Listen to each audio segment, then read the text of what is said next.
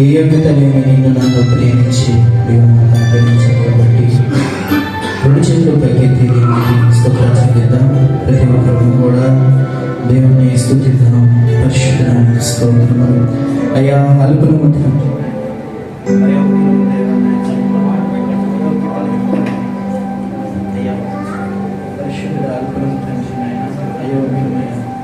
యోగ్యత లేని వారు మమ్మల్ని జ్ఞాపకం చేసుకున్నారు ప్రభు నాయన. మా స్తుతుల మీద మీరు ఆశీనులుగా ఉన్నారు తండ్రి నాయన. అందుని బట్టి నాయన నీకు వందనాలు చెల్లిస్తున్నాను దేవా నాయన. అయ్యా ఏ యోగ్యత లేని తండ్రి నాయన, మా స్తుతుల మీద మీరు ఆశలు అడుగుచున్నాము తండ్రి నాయన. అయ్యా ఉండి వారు తండ్రి నాయన ఈ నామం ఉచ్చరించడానికి కూడా అర్హులు కావంటూ ప్రతి ఒక్కరు కూడా మనం తగ్గించుకొని దేవునామాన్ని ఆరాధన చేద్దాం. ఎందుకంటే మన ఒంటరిగా ఉన్నప్పుడు దేవుడు మనం చూచిన దేవుడు, మన కన్నీటిని తుడిచిన దేవుడు. ఆయన మనల్ని పిలుచుకున్న దేవుడు నమ్మదగిన వాడు. ప్రతి ఒక్కరు కూడా హృదయపూర్వకంగా దేవుని ఆరాధన చేస్తున్నప్పుడు పరిశుద్ధుడు, నీతిమంతుడు, న్యాయాధిపతి నా జీవితాలు అద్భుత కార్యాలు చేస్తాడు. ఎవరు మౌనం ఉండవద్దు.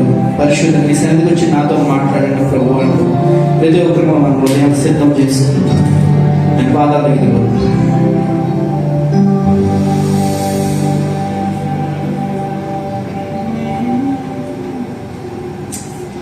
ఒంటరిగా ఏడిచినప్పుడు ఓదార్చువారు లేరు,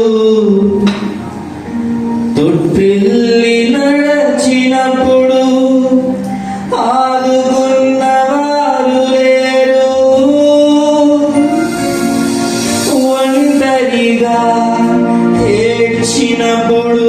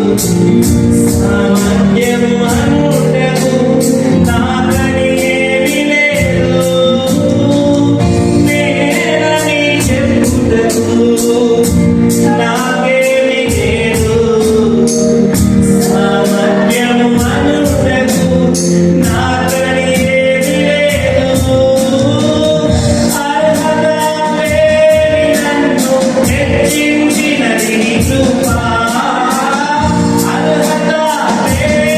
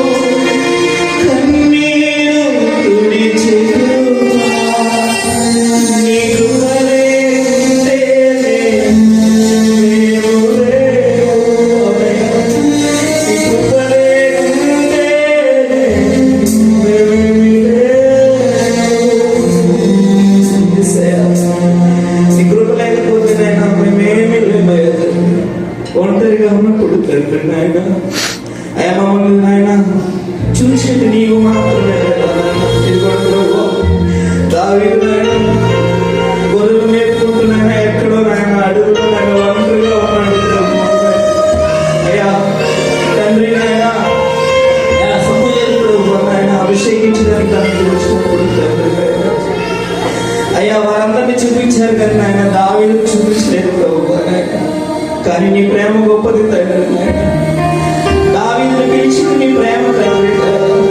ఒంటరిగా ఉన్న దావీదుని చూసింది నీ ప్రేమ తండ్రి. అయ్యా నువ్వు దావీదుని పిలిపించావు నాయన, అభిషేకించావు ప్రభు నాయన. అయ్యా మహారాజుగా నువ్వు ఎన్నుకున్నావు తండ్రి. అయ్యా ఎప్పుడైతే మా జీవితాలు మేము తగ్గింపగలిగి ఉంటామో తండ్రి నాయన, మమ్మల్ని ఎవరు చూసినా చూడకపోయినా నేను చూసే దేవుడు తండ్రి నాయన. అయ్యా నీకు వందనాలు చూపిస్తున్నాము తండ్రి నాయన. అయ్యా మా దాన్ని చెప్పుతున్నాయన ఏమీ లేదయ్యా తండ్రి. అయ్యా సామర్థ్యం మాలో అడిగిన ఏమీ లేదయ్యా తండ్రి. అయ్యా మా బలాన్ని బట్టి మేము వెలవేయుచున్నామేమో తండ్రి నాయన, మాకు నమ్మాన్ని బట్టి నేను మేము వెలవేయుచున్నామేమో. అయ్యా మాకున్న ధనాన్ని బట్టి నేను మేము అనుకుంటున్నామేమో తండ్రి. నేను ఏది కాదయ్యా, నువ్వు లేకుండా ఏది లేదు. పరిశుద్ధులని ఆరాధిస్తుంది కదా మమ్మల్ని పిలిచిన గొప్ప దేవుడు. అయ్యా మేము వంటగా నువ్వు మమ్మల్ని పిలిచిన గొప్ప దేవుడు.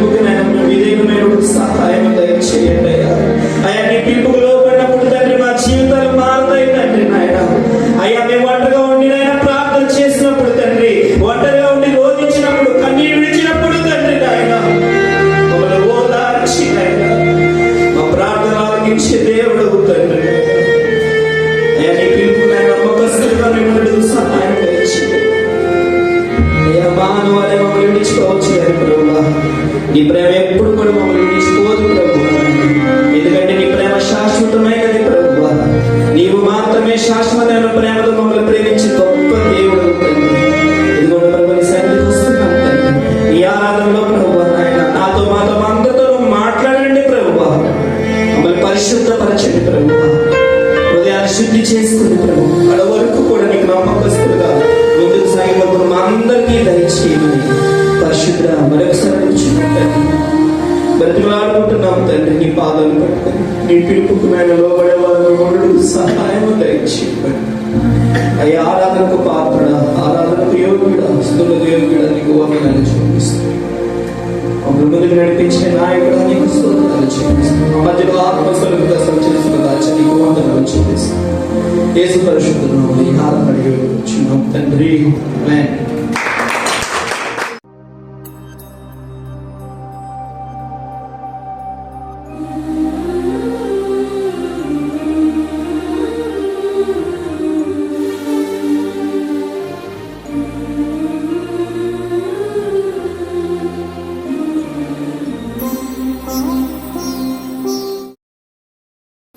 పరిశుద్ధుడ, మహోన్నతుడ, సర్వాధికారి, సర్వశక్తిమంతుడ నీకు వందనాలు, స్తుతులు, స్తోత్రాలు చెల్లించుకుంటున్నాం. మా జీవితాల్లో మరొక ఆరాధనా దినంగా ప్రభా తండ్రి, ప్రభా ఈ పునరుత్థాన దినాన్ని మాకు దయచేశారు. ఈ సన్నిధానంలో ఒక దినము గడిపితే 1000 దినములు శ్రేష్టాన్ని ఇస్తారని వాగ్దానం ఇచ్చినట్టు తెలుగు ఈ సన్నిధానంలో ఉన్న ప్రతి ఒక్కరిని ప్రభా మీరు దీవించండి, ఆశీర్వదించండి. ఎంతమంది అయితే ఈ సన్నిధానంగా రాలేకపోతున్నారో వాళ్ళు కూడా జ్ఞాపకం చేసుకున్నారు ప్రభా. కొన్ని నిమిషాలు మీ వాక్యంలో మేము ధ్యానించుండగా మీ కృపని దయచేయండి. వినగలిగిన చెవిని గ్రహించే మనసుని భద్రపరుచుకునే హృదయాలు మాకు దయచేయమని ప్రభా. మీ వాక్యం ద్వారా మా జీవితాన్ని కట్టుకుంటాం.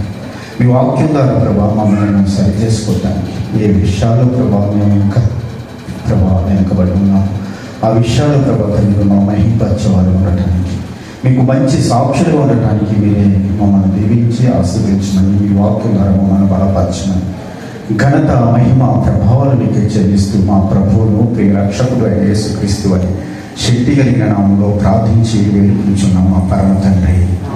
ఆమేన్. దేవునికి స్తోత్రం. హల్లెలూయా.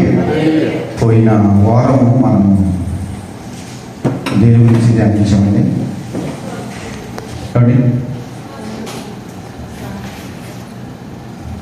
నాకు ఇప్పించలేదు. విశ్వాసం గురించి ఇందులో వాగ్దానాలు 30,000 ఉన్నాయని బైబిల్ పండితులు చెబుతున్నారు. అలాగే దీవెనలు కూడా 8,000 ఉన్నాయని బైబిల్ పండితులు చెబుతున్నారు. అలాగే ఆజ్ఞలు కూడా 6,468 ఉన్నాయని బైబిల్ పండితులు చెబుతున్నారు. ఇందులో మనకి ఏవి కావాలంటే డిసెంబర్ 31 వచ్చేసరికి మనకి వాగ్దానాలు కావాలి. అవును కదా? వాగ్దానాలు అంటే మనకి చాలా ఇంట్రెస్ట్. అలాగే దీవెనలు కూడా కావాలి. అబ్రహామును దీవించినట్లుగా నన్ను కూడా దీవించమంటాం. కానీ అబ్రహామును పిలిచిన దేవుడు ఎక్కడికి వెళ్ళాలో తెలియకుండా ఆయన దేవుడు మాటను బట్టి ముందుకు వచ్చాడు. ఆజ్ఞను అతిక్రమించలేదు. మనకి ఇక్కడ ఆజ్ఞలు కూడా ఉన్నాయి బైబిల్లో, ఆదికాండం నుంచి ప్రకటన వరకు. ఆ ఆజ్ఞలు మాత్రం మనము పక్కకి పెడతాం. అవి మాత్రం మనకు అంత ఇష్టంగా ఉన్నాం కదా. ఈరోజు ఒక ప్రత్యేకమైన విషయాన్ని మనం జ్ఞాపకం చేసుకున్నాం. ఎందుకంటే దేవుడు ఎవరిని విడిచిపెట్టేవాడు కాదు. దేవుడు ఆకాశం నుంచి నరులను పరిశీలన చేస్తున్నాడు కదా. ఎవరు మంచి పని చేస్తున్నా, చెడ్డ పని చేస్తున్నా, చీకటిలో చేస్తున్నా, వెలుగులో చేస్తున్నా, ఆయన చూస్తున్నాడు, అందరినీ చూస్తున్నాడు కదా. ఆయనకి మరుగైనది ఏది లేదు. సమస్తం ఆయనకి తేటగా కనిపిస్తున్నాయి. మీకు మంచి చేసిన, చెడ్డ చేసిన దేవుడు దృష్టిలో అవి ఉన్నాయి అని మనం గమనించాలి. మనము అపోస్తల కార్యాల్లో ఒక వ్యక్తిని చూస్తాం. ఇటలీ పట్టణంలో ఎవరైనా కొర్నేలియు అనే ఒక వ్యక్తి అట ఏం చేశాడంటే ఆయన ధర్మకార్యాలు చేశాడట. ఏమండి? ఆ ధర్మకార్యాలు ఎక్కడికి వెళ్ళి ఏమండి? దేవుడి దగ్గరికి వెళ్ళి. అంటే ఆయన పరలోకం ఇచ్చేస్తాడా అంటే పరలోకంలో. ఎందుకంటే ఆయనకి రక్షణ కావాలి, దేవుడి గురించి సువార్త కావాలి. అందుకే పేతురు గారిని పంపించి అక్కడ సువార్తను వినిపించి వారి కుటుంబం అంతా రక్షించబడడానికి దేవుడు కృప చూపించాడు. మర్చిపోలేదు ఆయన ధర్మకార్యాన్ని దేవుడు చూసి, మన ధర్మకార్యాన్ని దేవుడు చూస్తున్నాడు. అవునా కదా? సుమారు గత నెలలో బహుశా 19వ తారీఖు అనుకుంటా, మే నెల 19వ తారీఖుని మన చర్చి నుంచి ఒక చారిటీ చేశాం. 500 ధరమ్స్ పంపించాం. ఆర్ఫన్ స్కూల్ ఒక 25 మందిని ఆయన పోషిస్తున్నాడు అనమాట. బీటెక్ చదివాడు, మంచి జాబ్ చేసుకోవచ్చు, కానీ పాస్టర్గా ఉండి మళ్ళీ రాజకుమార్ అని ఇక్కడ కూడా ఈ ప్లేస్లో మనకు వాక్యాన్ని అందించేది. గతంలో చాలా కష్టాలు పడ్డాడు. ఎందుకంటే కరోనాలో వృద్ధులు చాలా మంది చచ్చిపోయారు. అక్కడ ఏం జరిగిందంటే కొంత డబ్బులు కట్టి వారిని సమాజ్ చేయవలసి వచ్చింది. ఆ టైంలో చాలా ఇబ్బంది పడ్డాడు. ఆ టైంలో కూడా కొంత నాకు తోసినది నేను సహాయం చేయడం జరిగింది. ఇలా చాలా ఉన్నాయి. మనకు ఒకటే తెలుస్తుంది, పాడైపోతుంది, బిడ్డలు పెట్టలేకపోతున్నాడు. చాలా కన్నీటితో నాకు మెసేజ్ పెట్టాడు, ఉప్మా పెడుతున్నామండి, అన్నం వెళ్తుంటే పాడైపోతుంది, ఈ బిడ్డల విషయంలో చాలా బాధగా ఉందంటే మన పెద్దలు చెప్పినప్పుడు స్పందించారు. నేను కూడా కొంత ముందుగానే నేను పంపించాను. తర్వాత మన సంఘం నుంచి 500 పంపితే వారికి సుమారు 10,000 చిల్లర. మనం ఈ విషయాలు ఎందుకు చెప్తున్నా అంటే దేవుడు ఒక ప్రత్యేకమైన రీతిలో మనం ఉంచాడు. అది మనం గమనించాం. ఎందుకు ఉంచాడు అంటే సరే, సామెతల గ్రంథము 19వ అధ్యాయం 17వ వచనం చదవండి. సామెతల గ్రంథం 19వ అధ్యాయం 17వ వచనం. ఎవరట? వేదనను కనికరించువాడు ఎవరు పంపిస్తాడంటే యెహోవాకేనంట. డైరెక్ట్ మనం వేదనలు కనుక జ్ఞాపకం చేసుకుంటే, వేదనలు కనుక మనం ఇస్తే డైరెక్ట్ మనం ఎవరి ఖాతాలో వేస్తున్నామంటే, ఎవరి అకౌంట్లో వేస్తున్నామంటే ఏమండి యెహోవా అకౌంట్లో దాచుకుంటుంది. చదవండి. వాని ఉపకారమునకు ఆయన ఏం చేస్తారట? మర్చిపోడు దేవుడు కదా, మర్చిపోయే దేవుడు.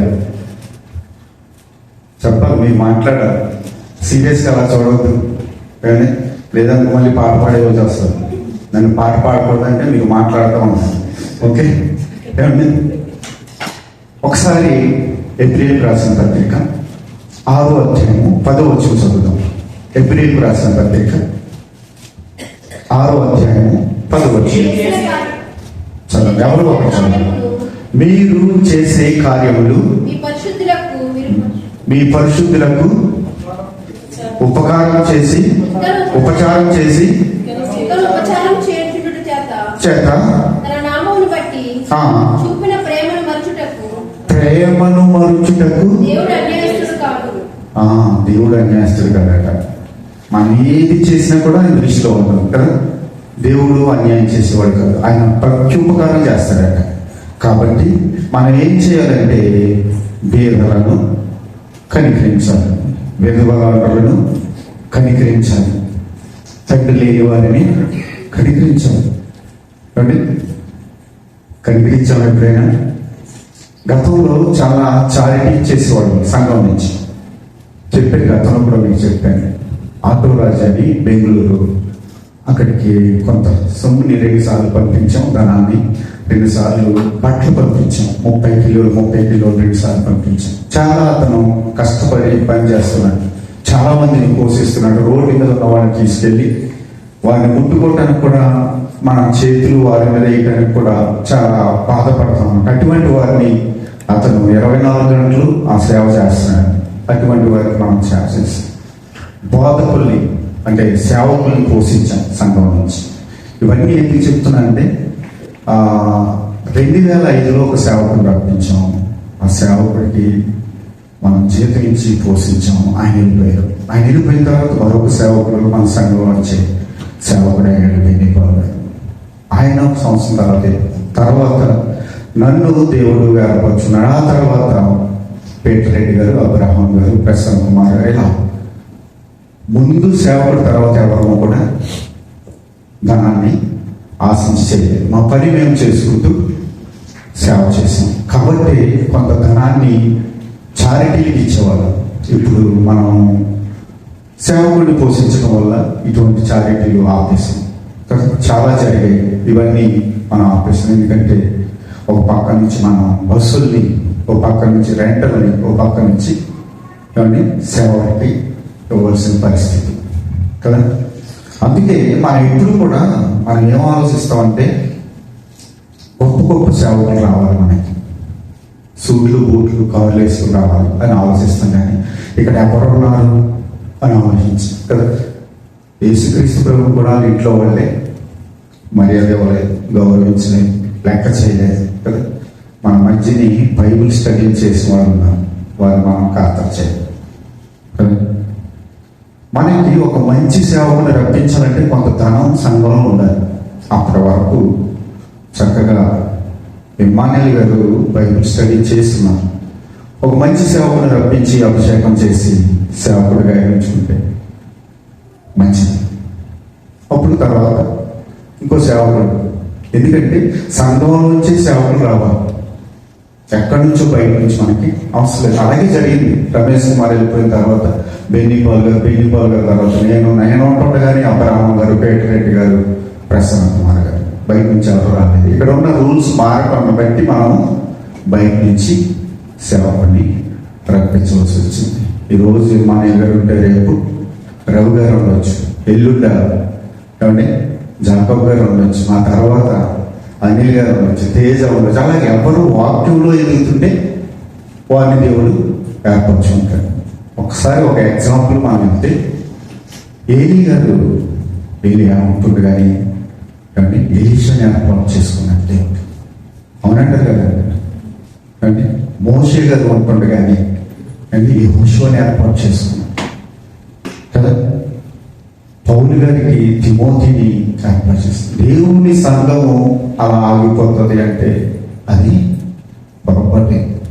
దేవుడు ఎవరొకరిని సంఘం వచ్చి పైకి తీసుకొస్తూ ఉంటాడు. కాబట్టి మనము మన మధ్యన ఉన్న వారిని విడిచిపెట్టేస్తుంటాం, ఎక్కడెక్కడి నుంచో గొప్ప గొప్పలైన కళ పరిగెడుతూ ఉంటాం కదా. మనం ఎంత గొప్పలైనా మన దగ్గర ఉన్న వాళ్ళని లెక్క చేయం. ఎవరైనా ఒక సూటు బుట్టేసుకున్నారు అనుకోండి, వాళ్ళ వెనకాల పరిగెడుతూ ఉంటాం. అది కాదు, మనకి మనల్ని, మన ఇంట్లో వాళ్ళని మనం గౌరవించడం, పెద్దవారికి రెస్పెక్ట్ ఇవ్వడం, ఇవన్నీ కూడా మనకి అవసరము. ప్రియ సహోదరి సహోదరులారా, ఈరోజు మరలా 19వ తారీఖు పంపించానని కదా, ఆయన మళ్ళా ఫోన్ చేశారు, బ్రదర్ నాకు ఏమన్నా హెల్ప్ కావాలి అంటే లాగే ఎత్తుని ఏం చేస్తారంట అని కొడతారంట. అలాగా ఏం చేయాలి అర్థం లేదు. ఎందుకంటే బిడ్డలకి స్కూల్ ఫీజులు, స్కూల్ బుక్స్ ఇవన్నీ ఉన్నాయి. బ్రదరు నాకు ఏదైనా సహాయం చేయండి, ఎవరైనా సహాయం చేసేవాళ్ళు ఉంటే చెప్పండి అన్నారు. అంటే ఇలాంటివి చాలా ఉన్నాయి. ఇది ఒకటే మన దృష్టికి వస్తుంది కానీ భోజనం లేని వారు చాలా మంది ఉన్నారు. అసలు బీదలంటే ఎవరు? ఏమండి, ఎవరు బీదలంటే చెప్పండి. బీదలంటే ఎవరు? ఆహారం లేక, వేసుకోవడానికి వస్త్రాలు లేక, ఉండటానికి ఇల్లు లేక ఉన్న వాటికి బీదలు. వారికి దేవుడు ఒక ప్రత్యేకమైన స్థానం ఇచ్చాడు.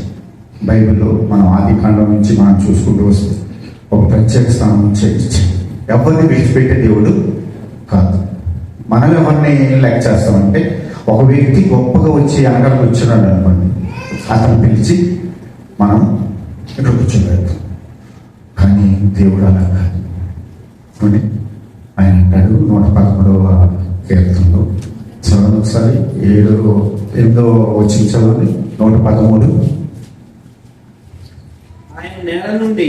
ఆయన నేల నుండి దరిద్రులను లేవనెత్తువాడు, పెండకుప్ప మీద నుండి బీదలను ఎక్కడి నుంచి అంటే మనం ఎక్కడి నుంచి లేవనెత్తుతాం? ఏమని? దేవుడు మర్చిపోడండి, కానీ మనం మర్చిపోతాం. చారిటీ చేసే విషయంలో మీరు నేను దాతృత్వం కలిగి ఇవ్వవలసిన వారమే ఉన్నాం. ఇది ఎందుకు చెప్తున్నా అంటే, ఇప్పుడు ఇక్కడ ఉన్నాం, రేపు మనం మరో చోట ఉన్నాం. ఎప్పుడు ఎక్కడ ఎలా ఉంటామో తెలియదు. ఈరోజు గొప్పగా ఉండొచ్చు, మన దగ్గర ఆరోగ్యం ఉండొచ్చు, కానీ చాలా బలంగా ఉండొచ్చు, అందంగా ఉండొచ్చు, ధనం ఉండొచ్చు. ఇవన్నీ ఒకరోజు మన దగ్గర నుంచి వెళ్ళిపోతాయి. కానీ అప్పుడు దేవుడు మనం పట్టుకోవాలి. అప్పుడు పట్టుకోవాలంటే బీదలను కనికరించేవాడు, కానీ యెహోవా కప్పించేవాడు. ఆయన చేసిన ఉపకారణకు ఆయన ఏం చేస్తాడట? అప్పుడు చేస్తాడు ప్రతి ఉపకారం.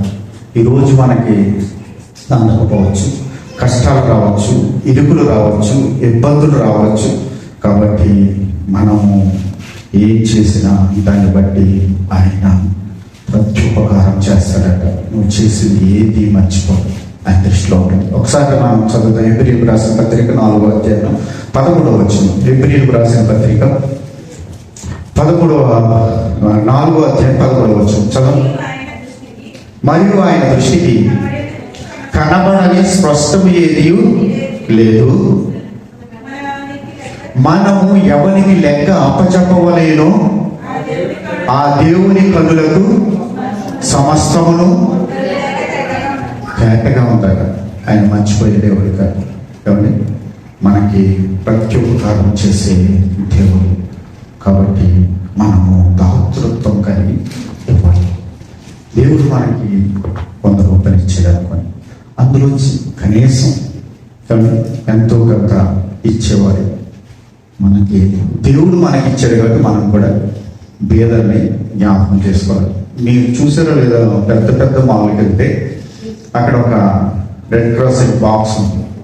ఆ బాక్స్లో 500 ఉంటాయి. తెలుసు మీకు? చూసారు ఎప్పుడైనా? కానీ మన దగ్గర ఎప్పుడైనా చిల్లర మిగిలింది అనుకోండి, 2, 3, 4, 5 అందులో వేసేయండి, నో ప్రాబ్లం. దానివల్ల మనం లాస్ అవ్వం. బట్టలు మనకి ఎక్కువైపోయినాయి అనుకోండి, సంవత్సరానికి 1 జత 2 జతలు ఆ బాక్స్ ఉంటాయి కదా బయట, అందులో వేసేయండి. అవి అనాథులకి. మనం చేసేది ఏది కూడా వ్యర్థం కాదు. దానికి ప్రతిఫలం దేవుడు తప్పనిసరిగా మనకి ఇస్తాడు. ప్రియులారా, మనం నేర్చుకోవాలి, ప్రతిదీ నేర్చుకోవాలి. నేర్చుకోకపోతే మనము ముందుకు సాగం. ఎందుకంటే సేవకులు కూడా ఎవరు చెప్పేవాళ్ళే. ఎందుకంటే మా ఇంటికి వస్తే వెళ్ళి తీసుకొస్తాం, మీ ఇంటికి వస్తాను వెళ్ళిస్తాం అనే పరిస్థితులు అయిపోయినాయి. కాబట్టి అలా కాకుండా మనం ప్రతిదీ నేర్చుకోవాలి.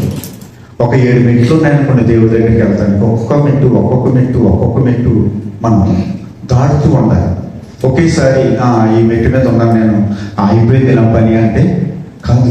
ప్రతిదీ కూడా నేర్చుకోవాలి. దాని ప్రకారం మనం చేయాలి. అపుస్తలుడైన పౌలు అంటాడు, నేను చిన్నవాడిని అయినప్పుడు చిన్నవాడిగా మాట్లాడితే, ఇప్పుడు నేను పెద్దవాడిని అయ్యాను, చిన్నవాడి చేష్టలు మాని ఇప్పుడు పెద్దవాళ్ళగా నేను జీవిస్తున్నాను. ప్రతిదీ కూడా మనము మన ఆలోచనలు ఏంటంటే భూమికి సంబంధించి ఉంటాయి, కానీ దేవుని ఆలోచనలు ఎలా ఉంటాయంటే ఆకాశం అంత ఎత్తులు ఉంటాయి. అవి ఆలోచన చేయడానికి కష్టమే. బైబిల్ చాలా క్లియర్గా రాయబడ్డది. అది ఒకసారి మిమ్మల్ని ఒక ప్రశ్న అడిగాను. మత్తయి సువార్త 5వ అధ్యాయం 17వ వచనం రాయబడింది. బైబిల్ ఎంత క్లియర్గా రాయబడిందంటే ఆ వచనంలో ఒక మర్మం ఉంది అని చెప్పాను. ఏమండి? ప్రవక్తల వచనములైనను వచ్చిందని తలంచవద్దు. ఓకే, ఇందులో ఒక మర్మం ఉందని చెప్పాడు. ఎంతమంది గుర్తు? ఇక్కడ కొంతమంది లేరండి.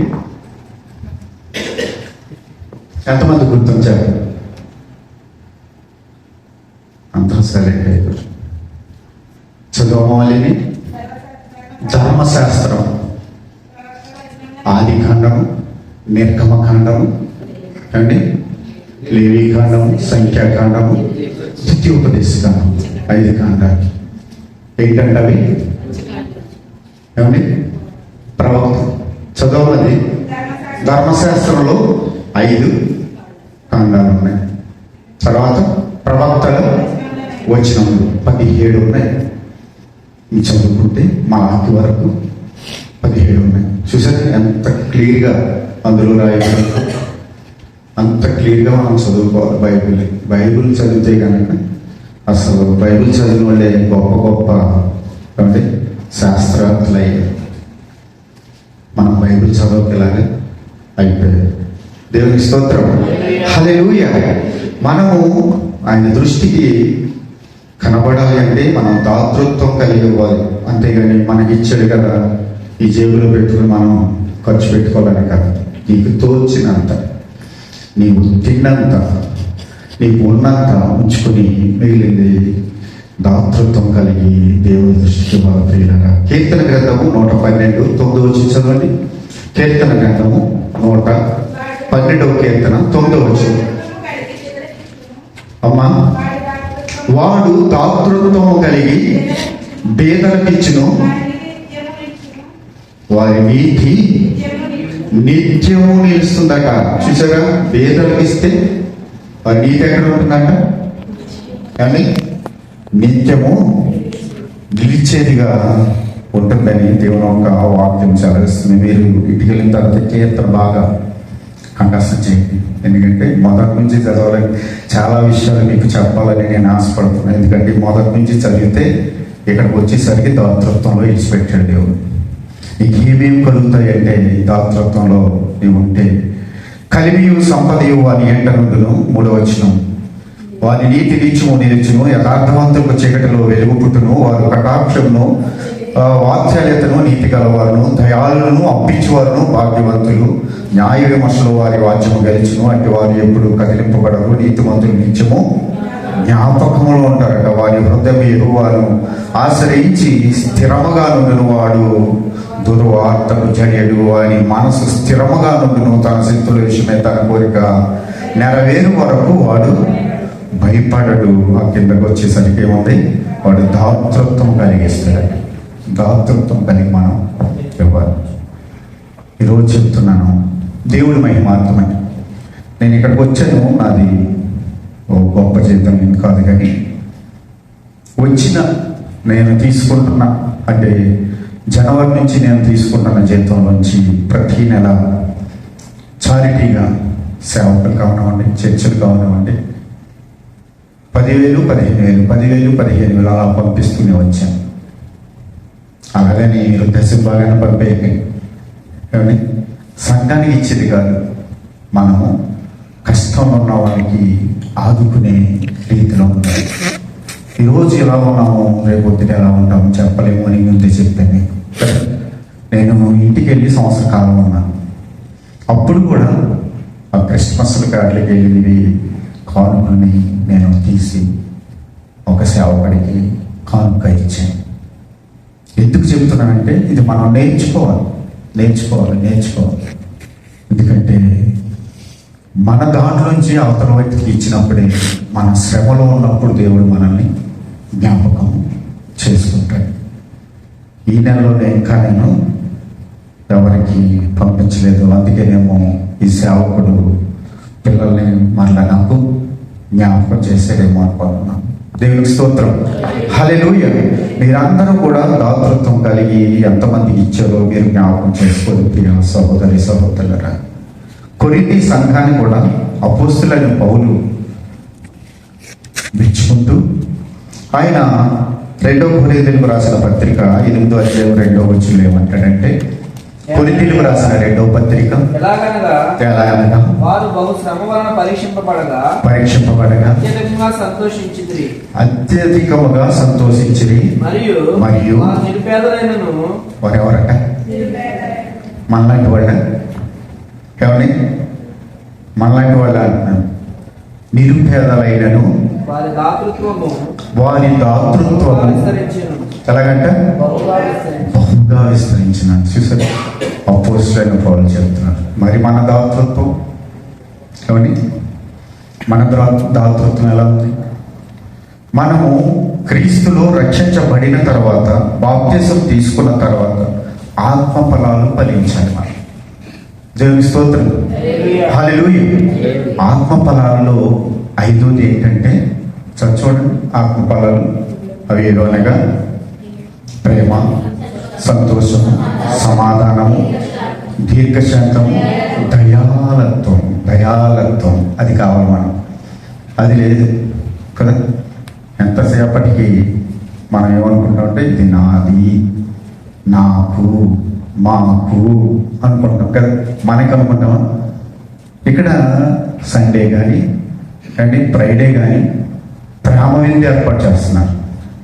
ఆ ప్రేమ విందు అంటే అందరూ కలిసి ఒక చోట కూర్చుని తినేది. మనకి గ్రూప్ విందు జరుగుతుంది, తెలుసా మీకు? చూసారా? అక్కడో గ్రూపు 10 మంది, అక్కడో గ్రూపు 10 మంది, అక్కడో గ్రూపు 10 మంది కూర్చుంటారు. అది కాదు ప్రేమ విందు అంటే. ఒకరికి ఒకరు మనము సమాధానంగా ఉంటాం, ఒకరికి ఒకరు మనము చెయ్యించి వందనాలు చెప్పుకో.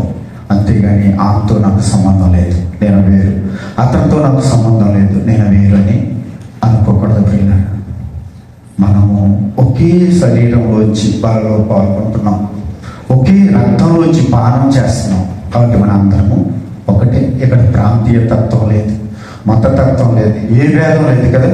మనందరం ఒకే రక్తంలో కడబడ్డాం. సహోదరులు అంతే. వీరు గోదావరి అవతల వాళ్ళు, వీళ్ళు గోదావరి యువతల వాళ్ళు. ఆ భేదాలు లేవు, అవి ఉండకూడదు క్రైస్తవులకి. దేవుని స్తోత్రం. కానీ మేము అంతటి వాళ్ళు, మేము ఇంతటి వాళ్ళు, అవి అస్సలు అవి ఉంటే కనుక చాలా ప్రమాదం. పరలోకానికి మనం దూరం ఉన్నట్టే, పరలోకం మనకి లేనట్టే. కాబట్టి ఏమనుంటే ఒకసారి మనం సరి చేసుకుని ముందుకు వెళ్ళవలసిన పరిస్థితి. పేదల గురించి దేవుడు ఒక విషయాన్ని రాయించాడు ప్రియులారా. దాన్ని ఒకసారి మనం చూద్దాం. లేవీకాండము 19వ అధ్యాయం 10వ వచనం. లేవీకాండము 19వ అధ్యాయం 10వ వచనం. నీ ఫల వృక్షములలో తోటలో రాలిన పండుగ ఏరకూడదట. నా తోట, మీ తోట అనుకోండి, మీ తోటలో రాలిపోయిన పండ్లని ఏరుకోకూడదట. చూసారా ఆజ్ఞ? నా తోటలో నేను రాలిపోయిన పండ్లను ఏరుకోకూడదు. పరిగెట్టి తెలుసా మీకు? పరిగెట్టి అంటే తెలిసే ఎవరికైనా? అంటే ఇప్పుడు ఉన్న వాళ్ళకి తెలియకపోవచ్చు. కోత కోసాం అనుకోండి, ఓరి చేలు కోత కోసాం అనుకోండి, అవి మోపులు కట్టేసిన తర్వాత కొంత పడిపోతుంది, అది కూడా ఏరుకోకూడదట. చూసారా? పేదల విషయంలో దేవుడికి ఉన్నంత ఆలోచన చూసారా? అవి ఎవరు తీసుకోవాలి? చదవమది పేదలకును పరదేశులకు ఉండాలట. ప్రతిదీ మనం ఏరేసుకోవటానికి వీల్లేదు కదా, ప్రతిదీ మన సంచిలో వేసుకోవటానికి వీల్లేదు. ఒక ప్రత్యేకమైన రీతిలో పేదలను జ్ఞాపకం చేసుకున్నాం. మరి మనం కానీ అందుకే కరోనా వచ్చి చాలా మందిని తీసుకుపోయింది. కోట్లు ఉన్న వాళ్ళు వెళ్ళిపోయారు. అవునంటారు కదండి, మన కోట్లు ఉంటాయి కానీ మనము బీదలకు ఇచ్చేవారిగా ఉండము. ప్రియ సహోదరుల లేవీకాండం 23:22 కూర్చో. పరిగ గురించి అక్కడ రాయబడి చదవండి. మీరు మీ పంట చేను పోయినప్పుడు మీ పొలం యొక్క వారలను ఎవరు అవుతున్నారు? అవుతాం మనం. వారలు కొయ్యకూడదట. తర్వాత నీ కోతలో రాలిన పరిగెను ఏరకూడదట. చూసారా? ఎందుకు అది? బీదలకును పరదేశులకును అవి విడిచిపెట్టవలను. ప్రియ సహోదరులరా, అదే లేవీకాండం 25:30 కూడా చూడండి. 25:30. పరవాసి అయినను అతిథి అయినను నిరాధారుడై పేదవాడై వచ్చిన ఎడల.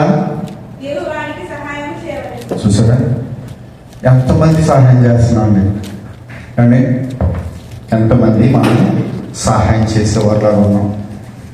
ఒక్కొక్కసారి మనం ఇచ్చామనుకోండి గొప్పగా చెప్పుకుంటాం, ఒక్కోసారి ఇచ్చామనుకోండి అయ్యి బాబు ఎంత ఇచ్చేసేయండి, 100 వేద్దాం అనుకుని మళ్ళీ ఈ జేబులో పెట్టి 50 వేద్దాం అనే పరిస్థితి ఉంటుంది కదా. ఇచ్చిన తర్వాత కూడా మళ్ళీ దానికి లెక్కలు వేస్తూ ఉంటాం. ద్వితీయోపదేశకాండం 15వ అధ్యాయం 5వ వచనం చదువు. ద్వితీయోపదేశకాండం 15వ అధ్యాయం 5వ వచనం నుంచి కొన్ని వచనాలు చదువుకుంటాను.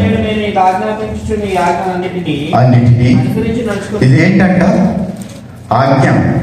దేవుడు ఒక ఆజ్ఞగా మన ముందు పెట్టాడు. ఎప్పుడు దీన్ని మనము లెక్క చేయం, ఎప్పుడు మనం దీన్ని ఆచరించం కదా. చదవండి. అనుసరించి నడుచుకున్నటకు యెహోవా మాటను జాగ్రత్తగా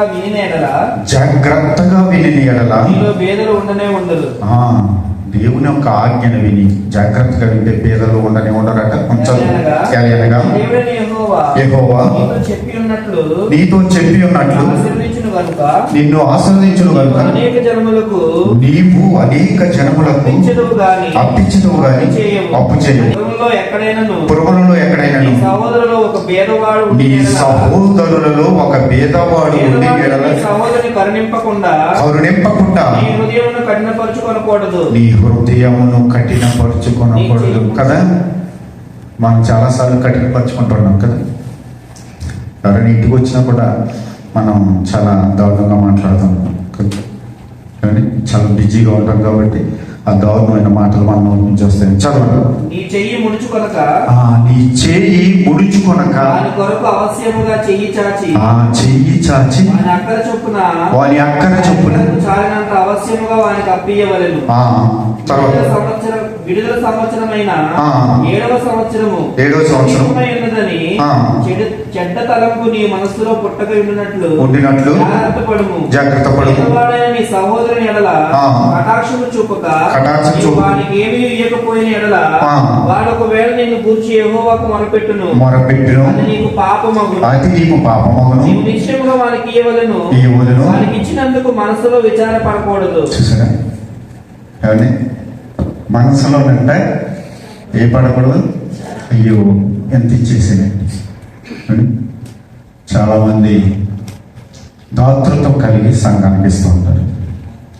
తెలుసు ఇప్పుడంటే చక్కగా మనం వెళ్ళిపోతున్నాం కానీ సిస్టమ్ లేదు. ఒకసారి ఈ సిస్టమ్ లేదు. ఎవరిచ్చారు తెలుసు? మీరే స్త్రీల నుంచి ఇచ్చారు. ఒక ప్రకటన ఇక్కడ చదివాను, తర్వాత నేను వెయ్య అని ముందుకు వచ్చాను. తెలుసు మనం ఇవ్వగలిగితే అలా ఉంటుంది. ఇచ్చేటని వారి లాసు కాలేదు కదా. ఈ సంఘం స్థాపించినప్పుడు బాబుల్ గారు పాస్టర్ గారు ఒక కార్డు ఇచ్చేవాడు. ఫస్ట్ వచ్చి వెళ్ళిపోయాడు అంతే. సంఘంలోకి వచ్చేవాడు కదా. పాస్టర్ గారు పిలిచేవాడు, వెనకకు వచ్చేవాడు, ఒక కార్డు ఇచ్చేవాడు అంతే. అలాగా చారిటీ సంఘం నుంచి ఎక్కువ ఆయన చేసేదేమో. ఇప్పుడు ప్రజెంట్ చాలా మంది ఉన్నారు, చిన్నగారు ఉన్నారు. ప్రతి నెల ఆయన రైస్ని ఇస్తున్నాడు. అనేక మంది అనేక రకాలుగా చారిటీ చేస్తున్నాడు. కానీ దానిని మరిచిపోవుటకు దేవుడు అన్యాయస్తుడు కాదు అని పాటల పుస్తకాలు వేయించారు, అనేక రకాలు చేయించారు. ప్రతిదీ కూడా దేవుని యొక్క సన్నిధిలో అది లిఖితమై ఉన్నది. దాని ప్రతిఫలము మనము పొందుకుంటాము ప్రియ సహోదరి సహోదరులరా. కాబట్టి మనం ప్రార్థనాపూర్వకంగా దేవునికి చారిటీ చేయవలసిన వారమయ్యాము. ఈ అధ్యాయం అంతా మీరు తర్వాత చదువుకోనండి. ఆత్మ ఫలాలు మనలో ఫలించాయి. ఈ 9 ఫలాలు ఒక ఫలంలోనే ఉన్నాయి కదా. మనం 9 వేరు ఉన్నాయి కదా. ఒక ఏమంటారు, కమలా ఫలం ఉందనుకోండి. ఆ కమలా ఫలంలో ఈ 9 తొనలు అనుకోండి. ఇవన్నీ కూడా మనలో ఉంటాయి. ఎప్పుడైతే బాప్తిసం తీసుకున్నామో, రక్షించబడ్డామో, ఒక్కొక్కటిగా మనము ఆశీర్వదించబడాలి, అభివృద్ధి చెందాలి. ప్రియ సహోదరి సహోదరురా, మనం విందు చేసేటప్పుడు మనం ఏం చేస్తామంటే గొప్ప వారికి చేస్తాం. ఓకే, మనం ప్రేమ విందు పెద్దోళ్ళు మనం పిలుచుకుని మనం చేస్తాం. కానీ ఎవరిని పిలవాలి, ఎవరికి విందు చేయాలి అని దేవుడు చెప్పాడని మనం ఆలోచన చేస్తే లూకా సువార్త 14వ అధ్యాయము 12వ వచనం, 13వ వచనం, 14వ వచనం చదవండి ఒకసారి. లూకా ఇట్లనెను, నీవు పగటి విందైనను చేయనప్పుడు నీ స్నేహితులైనను అందరూ జాతీయుడు నీ స్నేహితులైనను, నీ సహోదరులైనను, నీ బంధువులైనను, నీ పొరుగు వారినైనను పిలవద్దు. మనం ఏం చేస్తాం? మనం ఏం చేస్తాం చెప్పండి? మనలో మనం మాట ఏమండి? ఎవరు పిలుస్తాం? మనమే పిలుచుకుంటాం, మనమే పిలుచుకుంటాం, మన బంధువులే పిలుచుకుంటాం. కానీ యేసుక్రీస్తు ప్రభు చెప్పింది ఏంటంటే చదవటి కింద వారు ఒకవేళ నిన్ను మరలా పిలుతురు కనుక. ఇప్పుడు ఏం చేశారంటే బాబులు గారు మనల్ని గారిని అనిపించేసి భోజనం పెట్టేసి నెక్స్ట్ వీక్ ఏం చేస్తారంటే వాళ్ళు నన్ను పిలిచి నా భోజనం పెట్టేస్తారు. ప్రతిఫలం అట లేదట. మరి ఎవరు పిలవాలట? నీవు విందు చేయనప్పుడు బీదలను, అంగహీనులను, గుడ్డివారును పిలువుము. నీకు ప్రత్యుపకారం చేయుటకు వారి దగ్గర ఏమీ లేదు కనుక నీవు ధన్యుడవగుదువు. ధన్యుడు అవుతాం అంట. మనం ధన్యులు అవ్వాలంటే ఎవరు పిలవాలని ఉంది? పిలిచాం ఎప్పుడైనా? చాలా మంది ఇప్పుడు ఒక ట్రెండ్ వచ్చింది, అది మంచిదే. ఎవరైనా పుట్టినరోజు జరుపుకుంటుంటే అనాథ శరణాలయానికి వెళ్ళి భోజనం పెడుతున్నాం, చాలా మంచిది కదా. అలా చేస్తే చాలా మంచిది. చాలామంది వెళ్ళి అలాగా పంచిపెడుతున్నారు. అదొక రకంగా దేవుని యొక్క సన్నిధిలో వారు మేలు చేసిన వారు అవుతారు. దేవుని స్తోత్రం, హల్లెలూయా. మనము చదవలేక 14 అయిపోయిందా? చదవ. నీతిమంతుల పునరుత్థానమందు నీవు ప్రత్యుపకారం పొందుదువని చెప్పాను. ఎక్కడి నుంచి పొందుతారు? నీతిమంతుల పునరుత్థానమందు ఎక్కడి నుంచి మనం ప్రతిఫలం పొందుతాం? ఎక్కడి నుంచి పొందుతామండి? దేవుని యొద్ద నుంచి పొందుతాం. దేవుడు మనకి ప్రత్యుపకారం చేస్తాడు. పిల్లలు మన దగ్గర ఉన్నది ఎప్పుడు కూడా బిగబెట్టొద్దు. మనకి ఎవరైనా బలహీనులుగా లేదా పేదవారిగా, తల్లిదండ్రులు లేని వారిగా, విధవరాళ్ళుగా వాళ్ళకి తినటానికి తిండి లేనప్పుడు భోజనం మనము పెట్టవలసిన వారు. దావీదు అరణ్యంలో ఉన్నాడు. అరణ్యంలో ఉన్నప్పుడు ఒక ధనవంతుడు దగ్గరలో ఉన్నాడు. అక్కడికి ఒక 10 మందిని పంపించి మేము అరణ్యంలో ఉన్నాము, ఆహారం లేకుండా ఉన్నాము, మాకు ఏదైనా సహాయం చేయమంటే ఆ ధనవంతుడు ఏం చేశాడంటే, ఒకసారి సమూయేలు గ్రంథము, మొదటి సమూయేలు గ్రంథము 25వ అధ్యాయం 2వ వచనం చదవండి. 2వ వచనం ఎక్కడంట? ఆస్తి గలవాడు ఒకడు కాపురం ఉండెను. అతడు బహుభాగ్యవంతుడు. ఎంత భాగ్యవంతుడంటే? బహుభాగ్యవంతుడు. అతనికి 3000 గొర్రెలను 1000 మేకలను ఉండెను. అతడు కర్మేలలో తన గొర్రెల బొచ్చు కత్తిరించుటకై పోయి ఉండెను. పేరు నాబాలు. అతని పేరు ఏంటంట? నాబాలు. ఓకే. అబిగయలు. ఈ స్త్రీ సుబుద్ధి గలదై రూపవతి అయి అయితే చర్యలను బట్టి చూడగా నాబాలు మోటువాడును మార్పుడై ఉండెను. చూసారా అంటే ఆస్తిపరుడు అండి. బోల్డ్ ఆస్తి ఇచ్చాడు దేవుడు, చాలా ఆస్తి ఇచ్చాడు. ఎలా ఉన్నాడట? ఏమండి? దుర్మార్గుడిగా ఉన్నాడు. ఇలా వచ్చారు, 10 మంది వచ్చారు, చెప్పారు. అడిగిన తర్వాత ఆయన అంటున్న మాట అంటే అంతా కూడా ఈ అధ్యాయం అంతా కూడా మీరు ఇంటికి వెళ్ళిన తర్వాత చదివితే అందులో ఉన్న భావాన్ని మీరు పొందుకున్నారు. 10వ వచనం చదవండి. ఏంటంటే దావీదు ఎవడు? యెషయా కుమారుడు ఎవడు? తమ యజమానులను విడిచి పారిపోయిన దాసులు ఇప్పుడు అనేకులున్నారు.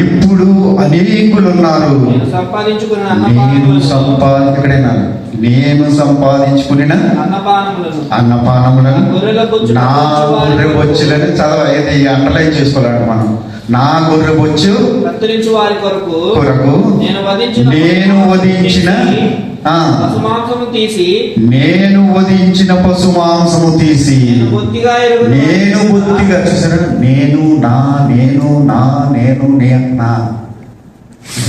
మన దృష్టిలో కూడా అలాగే ఉన్నాం. అందుకే దేవుడికి ఇవ్వలేని వారుగా ఉన్నాం, బీదల్ని కనికరించే వారిలాగా ఉన్నాం. అయినప్పటికీ మన సంపాదించామంటే చిల్లి సంచిలో వేసినట్టే ఉంది. మనం సంచి ఇక్కడ పెట్టుకున్నాం, అందులో డబ్బు వేసాం, మనం వెళ్తున్నాం, అది నేలపాలైపోతుంది. అందుకే దేవుడికి ఇచ్చేది దేవుడికి ఇవ్వాలి, బేదలకు ఇచ్చేది బేదలకు ఇవ్వాలి. మనం గొప్పలను చూసి పంపిస్తుంటాం. గతంలో చెప్పారు, ఏ సన్నగారికి పంపించారంటే దర్శన భాగాలు తీసి వెంటనే మరలా ఆయన రిటర్న్ పంపించారు. ఎందుకు తెలుసా? మీ సంఘాలలో ఇవ్వాలి. మీరు ఎక్కడైతే బాప్తిసం తీసుకున్నారో, ఎక్కడైతే బలాలలో పాల్గొంటున్నారో అక్కడ మాత్రం మీరు ఇవ్వండి. మీరు ఏదైనా స్పెషల్ కానుక ఇవ్వాలనుకుంటే పంపించండి. దశమ భాగాలు మాత్రం నాకు పంపించండి. అటువంటి సేవకులు ఇప్పుడు అరుదు అని చెప్పగా దేవుని స్తోత్రం. హల్లెలూయా. కదా, అరుదంటారు కదంటారు. చెప్పేవాళ్ళు ఉన్నారు ఎవరైనా ఇప్పుడు కానీ ఇక్కడ 10 మంది ఉండి 10 మందిని కూడా తీసుకెళ్ళిపోయి 1000 మంది ఉన్న దాంట్లో కలిపేసుకోవడానికి రెడీగా ఉన్న పరిచర్యలు ఇప్పుడు ప్రియ సహోదరి సహోదరులు. అందుకే వాక్యాన్ని మనం బాగా చదవాలి, వాక్య ప్రకారంగా మనము జీవించాలి. తర్వాత ఆయన ఏమయ్యాడు అంటే, చదవండి కిందకి, అదే జననామాల గురించి చదవండి. ఒక్క విషయాన్ని చెప్పి నేను ముందుకెళ్తాను.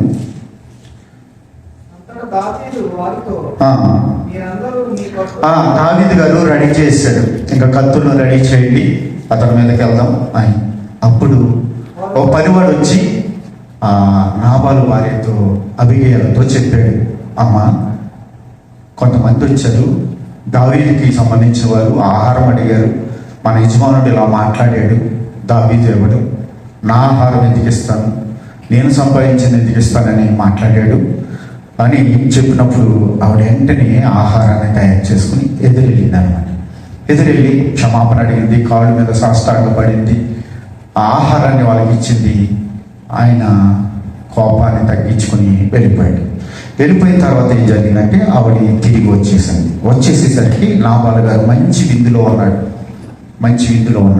అప్పుడు ఏమీ చెప్పకుండా ఆవిడ తెల్లవారు వరకు ఉందట. ఒకసారి 35వ వచనం చదవండి. తన యొద్దకు ఆమె తెచ్చిన వాటిని 35వ వచనం. తన యొద్దకు ఆమె తెచ్చిన వాటిని ఆమె చేత తీసుకుని ఈ మాట నేను ఆలకించి మనను అంగీకరించి సమాధానంగా నీ ఇంటికి పోమని యేసుక్రీస్తు ప్రభు వారు కూడా అనేక సార్లు మాట వాడినట్టుగా మనం చూస్తాం కదా. తర్వాత తిరిగి నాబాలు యొద్దకు రాగా రాజులు విందు చేసినట్లు చేసి సంతోషించు మత్తుగా నుండెను కనుక తెల్లవారు వరకు ఆమె అతనితో కొద్ది గొప్ప మరేమీ చెప్పక ఊరుకుండెను. ఉదయమున తగ్గి ఉన్నప్పుడు అతని భార్య అతనితో ఆ సంగతులను తెలియచెప్పగా చేత అతని గుండె పగిలేను. ఏమైపోయిందట? అప్పుడే హార్ట్ అటాక్ వచ్చిందనమాట కదా. అయినప్పటికీ చచ్చిపోలేదు, 10 రోజులు అలాగే బ్రతుకున్నాడు. అంటే కోమాలో ఉన్నట్టు ఉన్నాడు అనమాట. చదవండి, కింద చదవండి. అయితే రాత్రి వలె బిగుసుకొని పోయిను. 10 దినములైన తరువాత యెహోవా నాబాలును మొత్తగా అతడు యెహోవా మొత్తట ఏంటండి? చూసారా, బీదలను మనం కనికరించకుండా మన హృదయం కఠినపరుచుకుంటే, ఆపదలు ఉన్న వారికి మనం ఆహారం పెట్టకపోతే పరిస్థితులు అలా ఉంటాయి. దేవుడు కూడా మనకి శత్రు అయిపోతాడు. నాబాలుని దేవుడు మొక్కాడట, అప్పుడు చనిపోయాడట. చూసారా? అప్పుడు ఈ అధ్యాయం అంతా కూడా మీరు ఇంటికి వెళ్ళిన తర్వాత చదవండి. అందుకే అపోస్తలుడైన పౌలు ఏమని రాస్తాడంటే, తిమోతికి రాసిన మొదటి పత్రిక 6వ అధ్యాయము 6వ వచనం చదవండి, 9వ వచనం వరకు. అపోస్తలుడైన పౌలు తిమోతికి రాసిన మొదటి పత్రిక. సంతుష్టి సహితమైన దైవభక్తి గొప్ప లాభ సాధకమై ఉన్నది. మనం ఈ లోకంలోనికి ఏమీ తేలేదు. ఏం చేసామంట? ఈ లోకంలోనికి ఏమీ తేలేదు, దీనిలో నుండి ఏమీ తీసుకొని పోలేము. తీసుకెళ్తా ఉంటానా? ఏమండి, జయలలిత మద్రాసుకి ముఖ్యమంత్రి ఉంటారు. జయలలిత గారు 5,000 చెప్పులు చెప్పలేక, 5,000 చీరలేక ఎప్పుడు కొట్టుకుంటుంది అని ఎప్పుడైనా విన్నారు మీరు? ఎన్ని బీరువాలో పెట్టి ఉంటుంది. ఏమండి, వేసిన చెప్పులు లేదా కట్టుకున్న చీర మరలా కట్టాలంటే ఎంత టైం పడుతుంది? చూసారా? ఏమైనా పట్టుకెళ్ళింది అంటారా? చనిపోయింది. ఏమైనా పట్టుకెళ్ళింది? ఏం పట్టుకెళ్ళాలి? మనం కూడా అంతే. ఏం పట్టుకెళ్ళాలి? బన్యాసులు 2003లో సుమారు ఒక 300 మందిని మన తెలుగు వాళ్ళు తీసుకుపోయారు. ఒక 4 రోజులు వాళ్ళు స్క్వాడ్కి తిరిగి ఏ రూముల్లో ఎవరు ఉంటున్నారు. చాలా దారుణంగా ఉండేది. నేను వచ్చిన కొత్తలో భయంకరంగా ఉండేది పరిస్థితి. అప్పుడే వచ్చేదేమో దేవుడు పరిస్థితుల్లోంచి ఈ లోకంలోకి వచ్చేసరికి చాలా దారుణంగా ఉంది అని బాధపడేవాడు. ఆ రోజు ప్రార్థనలో 30 మంది ఉన్నారు. ఆ 30 మంది మాత్రమే ఆగారు. మిగిలిన 300 మందిని తీసిపోయారు. వాళ్ళ భార్య భర్తలు అవని, సొంత భార్య భర్తలు అవనండి, వేరే వారు అవనివ్వండి, మొత్తం అందరం తీసిపోయారు. ఒక్కరు కూడా బయటికి రాలేదు. వాళ్ళు రూముల్లో కొంతమంది ఇంచుమించు 15 మందికి కుర్రోళ్ళు అందరం కలిసి జైలుకి, వదపా జైలుకి పట్టుకెళ్ళి కూడా ఉన్నాం. సామాన్లు, టిక్కెట్లు వాళ్ళ దగ్గరికి వెళ్ళి మాట్లాడుతుంటే వాళ్ళ సామాన్లు ఒక పెట్టి ఇవ్వడానికి మనకి ఛాన్స్. వీళ్ళు చాలా సంపాదించుకున్నారు, మంచాల కింద పెట్టుకున్నారు సామాన్లు అన్నీ కూడా అలాగే విడిచిపెట్టేవారు. చెప్పలేం ఎప్పుడు ఏమి సంభవిస్తుందో మనకి తెలియదు. భయభక్తులు కలిగిన ఉండాలి ప్రియ సహోదరి సహోదరు. చాలా సంపాదించుకుంటాం కానీ అన్నీ ఇక్కడ ఒకరోజు విడిచిపెట్టేయాలి. కాబట్టి నేను చెప్పేది ఏంటంటే దైవభక్తి ఏం చెబుతుంది, ఎలా సంపాదిస్తున్నాం, మన సంపాదనలోంచి ఎంత చారిటీగా దేవుడికి ఇస్తున్నాం, పేదలకు ఇస్తున్నాం, కానీ ఆహారం లేని వాడికి ఇస్తున్నాం. ఇది కూడా ఆలోచించవలసిన ఆవశ్యకత ఉంది. యోబు ఎన్నో కష్టాలు వచ్చినాయి కానీ దేవుడు విడిచిపెట్టలేదు. ఎందుకు తెలుసా? యోబు గ్రంథము 31వ అధ్యాయము, యోబు గ్రంథం 31వ అధ్యాయం 16వ వచనం నుంచి 22 వరకు చదవండి. ఈ మన హృదయంలో ముద్ర పడిపోదు.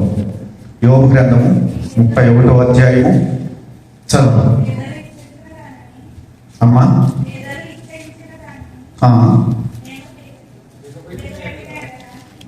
బిగబట్టిని ఎడల, బిగబట్టడం అంటే తెలుసు కదా ఏమండి? బిగబట్టిన అంటే తెలుసు కదా మీకు. ఇప్పుడే మనం నాబాల్ గురించి చదివి, బిగబట్టే నాది, మాది, నాది, నేను కదా. ఈ ఆలోచన ఎక్కువగా ఉంటూ ఉంటారు కదా, గర్వంతో కూడిన మాటలు మాట్లాడుతూ ఉంటారు. కానీ ఇక్కడ ఈయన అంటున్నాడు, చదవాలి. విధవరాండ్ర కన్నులు క్షీణింప చేసిన ఎడల తల్లిదండ్రులు లేని వారిని నా అన్నంలో కొంచెమైనను తిననీయక, నేను ఒంటరిగా భోజనము చేసిన ఎడలను ఎవడైనా వస్త్రహీనుడై చచ్చుట నేను చూడగను, బేదలు వస్త్రము లేకపోతే నేను చూడగను, వారి దేహములు నన్ను దీవింపకపోయిన ఎడల, వారు నా గొర్రెబుచ్చు చేత వేడిమి పొందకపోయిన ఎడలను, గుమ్మములో సహాయం దొరకననుకున్న తండ్రి లేని వారిని నేను అన్యాయము చేసిన ఎడలను, నా భుజ శల్యము దాని గూటి నుండి పడునుగాక, నా బాహు ఎముకలో నుండి విరుగునుగాక. నేను అలాగూ చేయలేదు, నా బాల్యము మొదలుకుని. చూడండి ఏమండి, ఇక్కడ నుంచి మనం మన హృదయంలో పెట్టుకోవాల్సిన విషయం చదవండి. నా బాల్యము మొదలుకొని వాడు తండ్రి భావముతో నన్ను భావించి పెరిగెను. చూసారా, ఆయన దగ్గర పెరిగారట. తర్వాత తల్లి గర్భమందు పుట్టిన నాటి నుండి దిక్కులేని వానికి నేను మార్గదర్శిని. అందుకే మీరు ఇన్ని కష్టాలు పడ్డా, అందరూ చనిపోయినా, ఆస్తి నష్టపోయినా, చివరికి 42వ అధ్యాయం 12వ వచనంలోకి వెళ్ళేసరికి ఒక ఆశీర్వాదం, రెండింతల ఆశీర్వాదం అని పొందుకున్నట్టు మనం చూస్తాం. చదవండి ఒకసారి. మొదట ఆశీర్వదించిన దానికంటే మొదట ఆశీర్వదించిన దానికంటే మరి అధికముగా. ఎందుకు? తండ్రి లేని వాడిని చూశారు కానీ, విధవరాలను చూశాడు, బేదలను చూశాడు, అతని దగ్గర పెరిగారట వాడు. అతను భోజనం వచ్చి వాడికి భోజనం పెట్టాడు. చూసారా, మనం ఆశీర్వదించకపోబడటానికి కారణం ఏమండి? మన చేతిని ఏమండి మన చేతిలోనే పెట్టుకోవటం, అంటే ముడుచుకోవటం, మనలా చాచి దేవుని కొరకు ఇవ్వకపోవటం, పేదలకు ఇవ్వకపోవటం. ప్రియ సహోదరి సహోదరుల జ్ఞాపకం చేసుకున్నాం. యేసుక్రీస్తు ప్రభు వారి భూమి మీద ఉన్నప్పుడు ఒక మంచి మాటను చెప్పారు. గతంలో మన సహోదరులు రవి గారు కూడా జ్ఞాపకం చేసినట్టు నాకు గుర్తుంది. మత్తయి సువార్త 25వ అధ్యాయం 31 నుంచి మనం చూడగలిగితే, మత్తయి సువార్త తన మహిమతో మనుష్య కుమారుడకు ఆ, ఆయనతో కూడా సమస్త దూతలను వచ్చినప్పుడు ఆయన తన మహిమ గల సింహాసనం యేసుక్రీస్తు ప్రభువు తన మహిమతో రాబోతున్నాడు.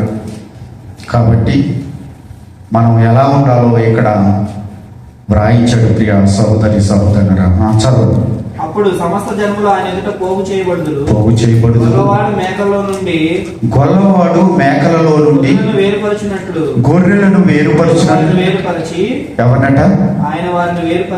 ఆయన వారిని వేరుపరచి తన కుడి వైపున గొర్రెలను ఎడమ వైపున మేకలను నిలవబెట్టును. రాజు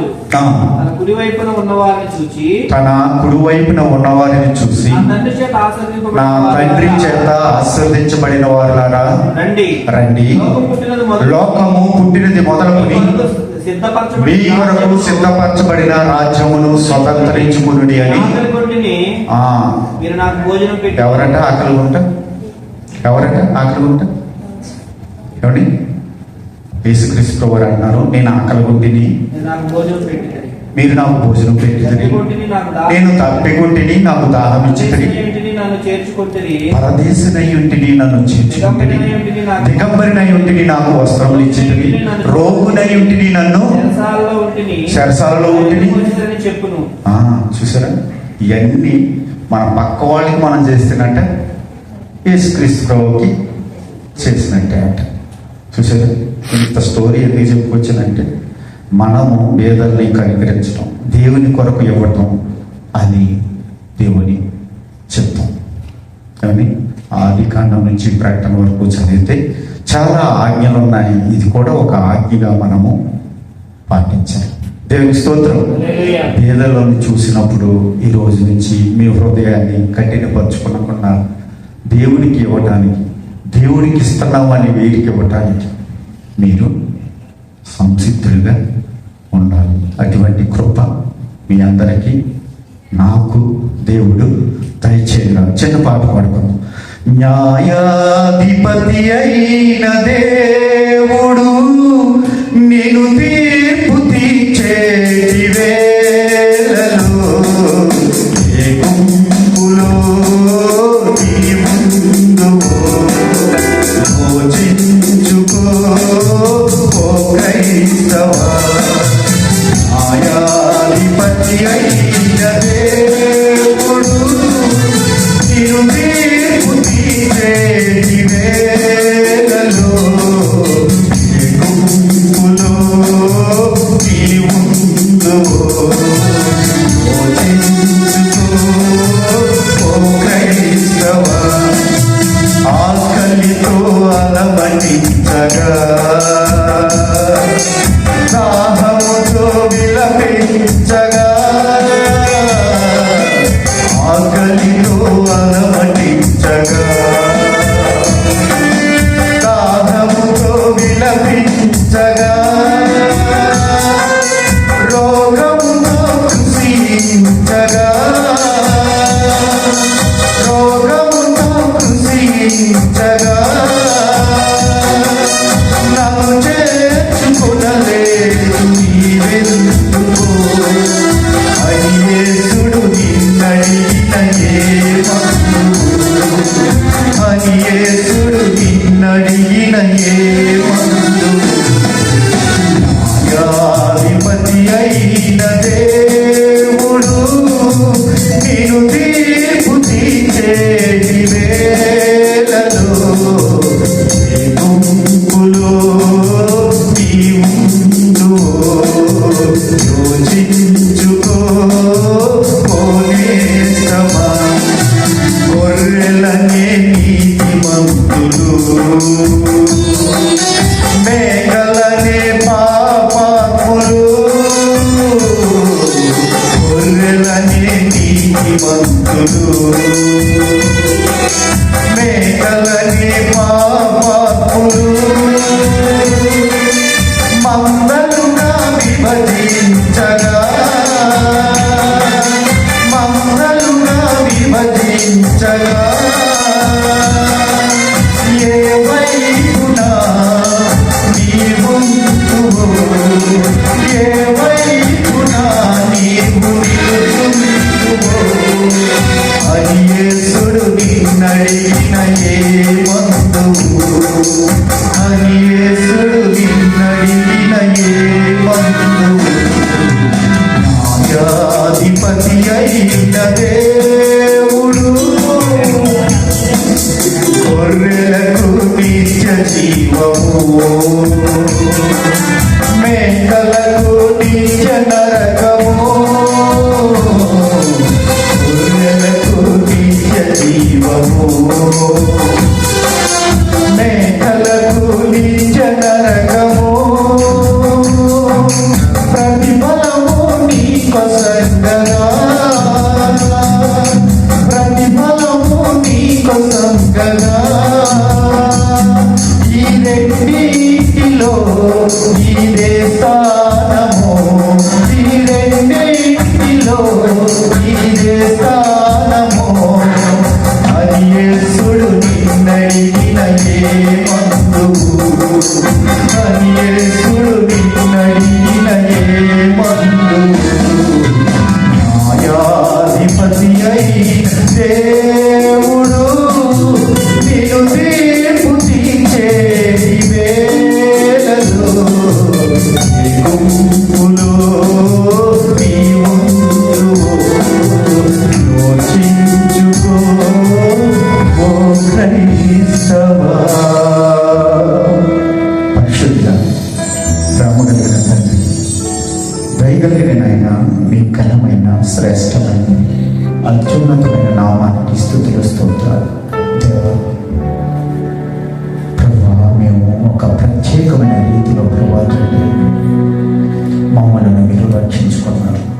మా కొరకు మీరు రక్తం కాల్చారు, విలువ పెట్టి కొనుక్కున్నారు ప్రభా. నాయనా, ఆ విలువను మేము కాపాడేవారు, మీ సత్క్రియలు మేము చేసేవారు, మీ నీతి క్రియలు మేము చేసేవారు ప్రభువా. మేము ఉంటున్నట్లుగా సహాయం చేయండి. అందరూ వారి సొంత కార్యములనే చూసుకుంటున్నారు కానీ ఇతరుల కార్యములు చూడటం లేదని వాక్యం సెలవిస్తుంది. అవును ప్రభువా, ఇతరుల కార్యాలు చూసేవారు, మీ పరిచర్య కొరకు ప్రభా మేము ముందుకు సాగేవారు. అయినా మమ్మల్ని అందరినీ బలపరిచి స్థిరపరిచి నిన్న వాక్యాన్ని మా హృదయాల్లో ఫలింపచేయండి తండ్రి, నీరు కట్టి ఫలింపచేయండి తండ్రి. అయినా ప్రభువా మీకు స్తోత్రాలు. అయినా అపోస్తలులైన పౌలు చెప్తున్నాడు, వారు పేదలైనప్పటికీ దాతృత్వము కలిగి ప్రభా తండ్రి, వారు నైనా నీ కొరకు ఇచ్చిన వారుగా నైనా వారు ప్రశంసించబడ్డారు. అటు నైనా మేము మీ కొరకు గొప్ప కార్యాలు చేసేవారు ఉండడానికి సహాయం చేయండి. నైనా మీ కొరకు ప్రభా తండ్రి, నైనా మంచి సాక్షులు ఉండటానికి కృప చూపించండి. నైనా మీ కొందరు జగత్ పునాది వేయబడక మునిపే ప్రభా క్రీస్తులో మమ్మల్ని మీరు ఏర్పరచుకున్నారు తండ్రి. నైనా అందుని బట్టి మీకు స్తోత్రం. నేను ఇంకా ఏ విధంగా ప్రభా మేము ముందుకు సాగాలి, మీ రక్షణలో ఎట్టి రీతిగా మేము ఎదగాలి ప్రభా తండ్రి. నాతో మీరు మాట్లాడాలి, ఇంకా మమ్మల్ని బలపరచండి.